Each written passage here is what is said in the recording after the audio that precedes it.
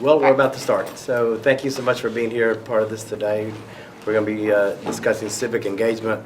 And one of the areas we really want to talk about differently is there's a lot of discussion here today, and we've been hearing about the numbers and about the population numbers, the participation numbers.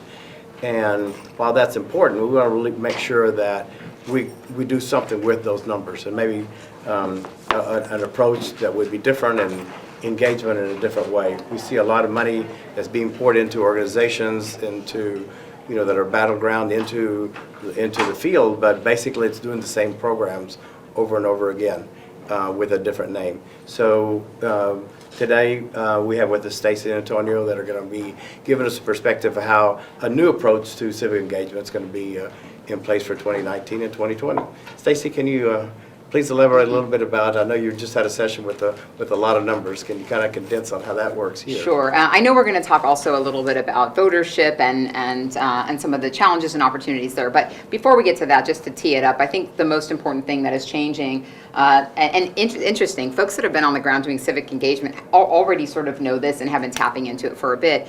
And I think brands and marketers are a little bit, certainly a little behind, but definitely coming up in that space. Advocacy groups too, definitely on the front end of really understanding kind of what matters. And when I do my research, I have, or when I do homework with my kids, I have what we call the so what factor, right? Data is great and it tells us a lot, but if you're just looking at a statistic, we really want to know, so what about that, and less about the who and the what, and more about the why. And that's where the consumer and the behavior research comes in. When it comes to civic engagement, we really want to understand not just sort of what's happening, but why these things are happening and the opportunities that present themselves for more engaging the Latino community, why those opportunities are unique for this particular community, and then how you activate around them. I know that you do that work on a regular basis, so I can talk about theory and lots of hypotheses, but I'd love to learn about the work that you're doing in this space and the success you've seen working with Latino communities differently, sort of, tapping into things like culture and behaviors and things that are relevant. I'll add one more thing, and we will talk about votership and registration, but, the barriers that are in place for Latinos to register. And those are going to be different by community because every community demographically is differently. So it may be in some places childcare, it may be in some cases the community is younger, so you have a, they're in a certain part of their career climb where you don't have the flexibility to just sort of leave and take care of everything. That's really like an age-based something versus the demographics of a family. So I'd love to hear about how you're activating that. Yeah, so at Jolt, the organization that I represent, which is working out of Dallas, Houston, and Austin, we attribute a lot of our success to our ability to tap into culture. So what we realized quickly on is that Latinos are not identifying with this red, white, and blue narrative. It's just not speaking to us. It doesn't, and has historically not mobilized us into action. So at Jolt, what we're doing is we're partnering with Latino and Latina artists to make sure that we allow our people of color to see themselves reflected in the content, to see themselves reflected in the imagery and in the message. The message is key. Our message is not, oh, we're against Donald Trump. Our message is, you are powerful. And you're so powerful that the people who are currently in power are mobilizing against you to make sure that you don't activate yourself. Because the moment that you do activate yourselves, you will not only decide the next election of the United States, but begin to implement the legislation and place people of color in every single position of leadership all the way to the White House. You see, here in Texas, when Jolt did a groundwork in 2018, we went and knocked on strategically on low voter turnout communities. Communities that were either low propensity voters, meaning they have never voted in their lives, or they were likely not to vote. People that strategic consultants told us, don't invest. Why are you going there? Those people don't vote. And when we knocked on that doors, and when we told them, did you know that you're 40% of the population? They didn't know. They said, we thought we were 10%. We thought we were 11%, 15%. I said, no, we are 40% of the population. And in the next 4 years, in Texas alone, you will become the majority of the population of the state. Their eyes lit up. When people realize that they are powerful, they activate themselves in a different way. We have been told forever, historically, that we're the minority, the minority, the minority. So we have this minority complex, and we see ourselves that way. That's strategic. That's not a coincidence. That's because they don't want us to activate ourselves. So when we let them know that what we're trying to do is make a mental switch from minority to majority, so that you understand that you will soon have the potential to activate transformative change in our communities and bring about structural change, particularly engaging with young Latinos. Here in Texas, 50% of all Texans, 50% of all Texans under the age of 18 are Latino. Let that sit in. And in the next 4 years, they will become of voting age, and 95% of them are eligible to vote. And we did a study that's called the We Are Texas Report, and in the We Are Texas Report, we identified the key voting motivators for young Latinos. And they're what? Healthcare for all. Because why? Texas leads the nation on uninsured people. And out of all those, the biggest block are Latinos. Our communities are literally dying because they can't have access to the medical treatment that they need. So it's number one issue. Number two, immigration. It's near and dear to our hearts. Here in Texas, 1 out of 3 Texans are either immigrants or children of immigrants themselves. I am a queer, undocumented immigrant in Texas who is now in charge of the largest Latino progressive organization in the state. That is the biggest threat to this establishment. That is the biggest threat to the current governorship of the state, the biggest threat to the administration that's currently in control of this country, because they don't want to see a minority base, quote unquote, educated base activate themselves to mobilize. And so what we want to do is remind people of the power that they have to bring about change, but that requires investment. Okay? And so people come to us and they say, well, Latinos don't vote. Latinos don't vote. Latinos don't vote. And it's a cyclical problem because candidates don't invest in Latino communities because Latinos don't vote. And because you don't invest in the Latino community, guess what? Nobody went and knocked on that door, so guess what? That Latino didn't vote. So because you don't invest, they don't vote, and because they don't vote, you don't invest. And we go back and round and around and around. At some point, somebody needs to have the courage to step up and say, we're going to break this cycle. And that's what Jolt is trying to do. Yeah, and it's interesting that you say that, because I feel like part of the role that I have is myth busting, right? And I do it for a lot of different fun things. Voting is a really interesting one, because there's actually, when you talk about voter turnout, and I just want to make sure we're on the same page here, there's sort of 3 metrics, or 3 things that we look at. 3 things that I look at, right? I don't know that everybody looks at them. The first is eligible voters. So those are all the people that are eligible. The second, and less discussed, is registered. And then the last is voters, right? Who voted? What you generally see in the press is voters against eligible. So so that's why you're seeing numbers like 29%, and everyone says Latinos don't vote.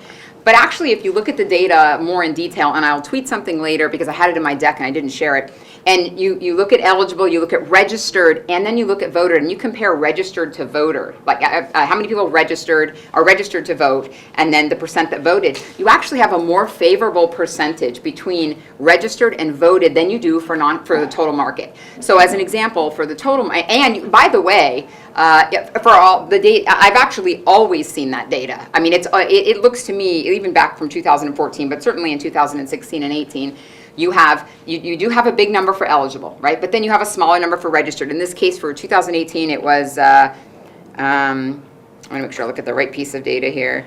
Yes, okay, for 2018, it was 38% were registered to vote.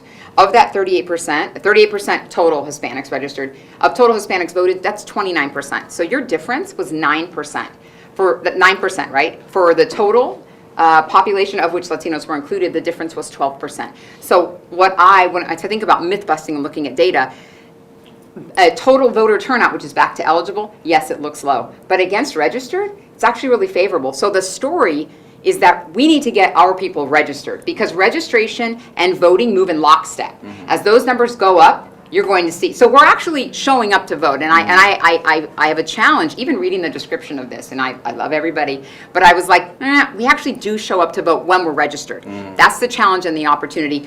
So what we do at Nielsen is try and share the information, bust the myths, and then what you guys do is get out there and try and get people registered that are eligible. They don't know their power. They know that they are eligible to even get themselves registered. And then it starts with you. I'm sorry. Sorry. We take it over. No, that's good. No, that's good. It starts You're with you. Latinos, No, you no, know. no. It starts with you. Hear what it's about. Take all this information, the statistics that we're talking about, and then going back and reiterating them to other folks. Because when people come back and tell you Latinos don't vote, you can tell them in Harris County, the largest percentage of early voters in 2018 for the midterm elections was Latinos. They're voting at historic rates. They're voting like you've never seen them vote before, and that monumental increase will continue to go forward. It when doubled it from doubled. 2014 to 2018. But the reality is that we're still not voting enough. Not voting in. Not Yeah, enough, but and as yeah. younger But it's Latinos are going. aging in, they Right, are right, right. they are voting more than our older segments. They are motivated, and they are mobilizing social justice, and they're doing Absolutely. it with registering and But voting. I think a lot of times what we see is that every 2 years a candidate's knocking on the door saying this is the most important election of your life, this is what's going to happen, and then they don't hear from anyone for 2 more years. Yeah. And so, it can't be every 2 years you have the engagement. That's I think true. people need to feel like they're part of the community, that they have a personal stake in the system to go vote. So I think, how would you say that maybe Jolt is working on different ways to engage people? Absolutely. So it does require year-round investment, year-round outreach, and real year-round activism of this voting block. And what we're doing is we're innovating, because block walking, phone banking, which are the traditional ways of democracy in America, how you get the vote out. If you look at the DNC, if you look at the GOP, what they're doing is they're block walking, they're phone banking to get the vote out, right? At Jolt, we identified that if you go to a predominantly Latino neighborhood and you're not Latino, and you knock on our door right now with the tensions, right now with the social climate, we're not answering that damn door. I'm sorry, that's just the reality of it. So we've got to work around it. We need to meet our communities where they're at. So what we said is, where are Latinos congregating? They're congregating in 2 places. 1, churches, 2, quinceañeras. The park. Quinceañeras. There's 50,000 estimated quinceañeras in Texas alone every year. So what did Jolt do? We launched the first ever program to make sure that we're harnessing the culture of Latino and utilizing to activate I love that base. that gives We're me doing chills. it's called That's Poder fantastic. 15. Go to poder15.com. Poder 15 is the first in its kind across the country. We're doing voter registration at quinceañeras in Austin, Dallas, and Houston every weekend, Friday, Saturday, and Sunday. We have our VDR teams out there, and how we're doing it is we're tapping into young Latinas, because they're the future. In Texas, we believe that the future is female, but she's a Latina. Okay? And so what we're doing is we're investing in young women of color leadership, because we know that they're going to write the next chapter of history in our country, and we're putting Poder 15 and programs like it are putting the pen in their hands and saying, let's write it, right? And so what we do is we prepare quinceañeras to give a brindis, right? Everybody does it anyway. So at the time of el vals, during the ceremony, we prepare them to give a speech. In their speech, she says, when I become of age, I pledge to vote on behalf of my community, to defend them against the discrimination and racism piece of legislation that we have seen. And today I call on Great. you, my guests, make your gift to me be your voter registration. Poder 15 is at the back, go register to vote. And you see abuelitas, tíos, tías, cousins, people that you've never seen register to vote, get up and go vote. Go register to vote with us at Poder 15, because they understand that statistically speaking, people are more likely to register to vote if a family member or friend asks you to do so, as opposed to a stranger on the street. And so when you see La Princesa de la Noche tell you, I'm Right. calling on you to activate yourself, you can do it now, don't wait for tomorrow. That is grassroots beautiful. That's Yeah, what we're doing. That's well, I congratulate you for having a new approach Thank that I you. think is really going to be, have a tremendous amount of impact in the future as we develop. One of the things we should talk about too is, once someone is in power, once someone is in elected office, or if they're in a corporate board, what do we do about continuing to building the pipeline so that there's leadership involved as they move on to different positions themselves? Because a lot of times it's, the civic engagement is to a certain level, but then it stops after that. What would you think? Well, there are, and I wanted to address what you said before, and it actually it's a good segue, is thinking about Latinas in politics. That's one of the things that I think also encourages, when you talk about the future of women, and even the power of women. This is a perfect example of what you're doing, but sort of at a Micro level. Yes, it's so perfect. Today, 13 of the 127 women serving Congress are Latina. That's not that many. There are 48 women of color, but only 13 are Latinas. So I think the opportunity is in supporting organizations that are building blocks for women like that. Women like that. One of them is Hope Latinas, which we work with in Los Angeles. Nielsen does, and they take women that are inspired, that want to do this, but maybe don't have the resources, the training, because being a candidate is it's a whole beast on its own, Yeah. and they train these women legislatively all the way through, and they carry them really all the way through their campaigns, helping them seek donors and things like that. And so I think as more women come into political power and we see ourselves reflected, our women see ourselves reflected that way, you'll also see change. And that really has an impact that ripples, including across corporate America. The challenge corporately, I will say, is that oftentimes women and Latinas in particular, it was interesting to hear the presentation earlier where she said, I am not a Latina in power, I'm in woman in power, and I happen to be Latina. You know, there is still a glass ceiling, and for many of us, we often get sort of grouped into diversity and inclusion, or then a Hispanic marketing expert, and or versus marketing expert that happens to be Latina. So I think there is still opportunity and growth there. Part of the work that we do is talking about you know, socializing the ideas, the economics, and the social climate. That's part of it. But there definitely is some room to grow there. To answer your question, Jorge, I think that, you know, we have to restructure how we see success as Latinos. We think that, oh, we've never had a Latina judge, or we've never had a Latina governor, so when we get her elected, that's, oh, we won. That's the success. We won. We got one. That's not the success. The success is when you put somebody of color in a position of power, and then that person reaches back and pulls the entire community up with her or with him. What we need to do is we need to put candidates in positions of power that are going to make room at the city council benches next to them, so they can bring another Latina and another Latino up, so that they can fight together on the issues that they need. We need to make sure that Latinos understand that the success rate is not measured by your individual success. It's measured by what you do to make sure you uplift our entire community. Particularly when we're underinvested, when we don't have the resources, we don't have the skills given to us and the capacity to acquire those skills at the same rate as our opponents. We need to make sure that we're creating that space ourselves. And what I see often fail is that we get to that congresswoman, we get to that mayor, we get to that elected official that's a Latino, and we celebrate that victory, and then that's it. Ahí quedó, ganamos, but we didn't win because nothing changed. Structurally, nothing changed. And then when you have one city council member on a board with 8 other white council members, that person does not have the support that they need to move forward the agendas that we need. So we need to make sure that we restructure the entire Or in thing. an environment that even makes them feel safe to have a dialogue. To have the conversation. Right. And then they become transactional candidates, which means they go in and they went in with great heart and they were going to mobilize on all the issues that you wanted to, but when they got to the table, there's 8 other people that are proposing different ideas, and so they're willing to negotiate and make the deal because they don't have another person to support them. And so part of that comes too because of the financial backing. Because one of the things that we should talk about too is, you know, when we have Latinos that are in a position where they can go back and write the check to support these candidates, to support the causes that we know are important, we just don't see that philanthropy as being part of our culture. How do you think we address that? Well, I think it is. I think that there's sort of a larger dialogue around wealth building in our community. So one of the things that came up in the earlier session, for those that were there in the opening session, was from the gentleman from Pew, from Mark, was that we were talking about a college education, and that while overall Latinos have made great strides in academic attainment, that the numbers still, you know, by the time it was like, you know, by 25 hadn't achieved their college degree X%, and it was lower, of course, than the total market. And I kind of felt like, when I talk about myth busting, right, we needed a caveat there, like, well, the Latino academic journey looks a little bit different. I mean, let's be fair. It's not a 4-year journey. I mean, maybe for you guys it was. It was not a 4-year journey for me, and I didn't have an internship at my dad's, you know, like Fortune 500, whatever, or even a pal that could even help me fill out my application. Like, my parents were like, Mija, we want you to go to school, but like, we don't know what is all these papers. So I was like, I got it, I'll take care.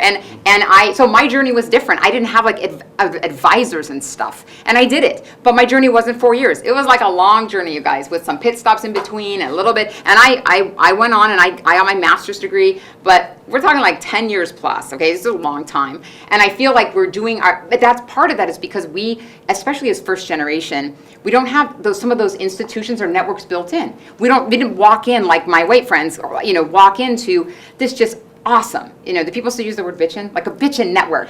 Like everybody's got somebody, like we can get you here your first job, don't worry. None of that. We have to build it from the ground up. So because of that, our academic journey looks a little bit different, right? And because of that, our wealth building looks a little bit different, at least for first gen. And so I feel like that's part of this dialogue. It doesn't mean that we are less inclined or we don't want to, but even mentoring in our community looks a little bit different, right? We don't, and I can't speak for all of you, might have different experience. I don't have like that one like super successful like C-suite mentor. My mentoring looks like this. Yeah. It's people that I hear speak at an event. It's my tia. It's my parents. It may be somebody who latches on to me and will take interest in me for 6 or 8 months. But my mentoring is more of puzzle mentoring, and that's because of just the networks. I have to build them still. We're still building them. You had something you want to say? Do you mind? Can we make this interactive? Let's do it. Yeah, Carlos Carpizo, entrepreneur, and I think that's great, because then we can leapfrog in a lot of different aspects. Like, Mhm. you just need to be smart about it. Like Antonio was mentioning with the Power 15, right? Is we're going back to an apprenticeship model where we don't need to go to college to actually have a good job and start building wealth, That's right. especially for young adults. And I think we need to find creative ways to leapfrog. And then, yes, later on they can go to college, they can go to PhD, because we certainly have a lack of representation in higher education. But let's take advantage, be creative. You're right. And take a different path. Yeah, And there none are of these a lot are of a bad, it's not a No. bad thing that our Mhm. journey is different, it just is. And in fact, I think it makes us more valuable at the end because we've had this journey that has a lot of left turns and right turns. I mean, and again, I can't speak for all of you, but like, you can give me some, I can tile a bathroom like this weekend. But that's because we've had so many experiences that we all know, and I'm not just talking about labor, but anything they put in front of you, right? Mama, we need you to run this program for something. It's 11:30, I'm going to bed, and tomorrow I need ropa vieja for Spanish class. I promise you're bringing it. We solve like this, and that's part of our journey being first generation or from immigrant families. And I think those are values we can take with us when we think about wealth building and how we, what the next generation looks like and the gifts we can give to those that come after us.